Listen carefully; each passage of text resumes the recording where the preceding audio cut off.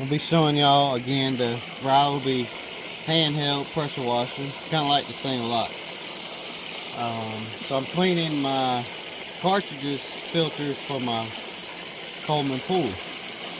Yeah, you can buy new ones, but it's going to cost you more money than it would to clean these. So basically, just use this, put this on turbo. Like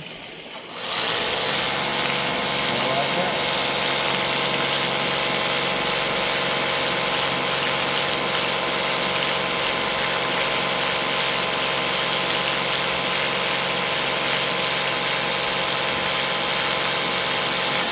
So I kind of like this a lot because it's handheld. If you got a long pressure washer with a wand on it, you can't reach it, you're back over here trying to reach it, it doesn't work the greatest. So with the handheld, you can, it's a little bit closer for you. So basically rotate that filter around and then pressure wash from the other end.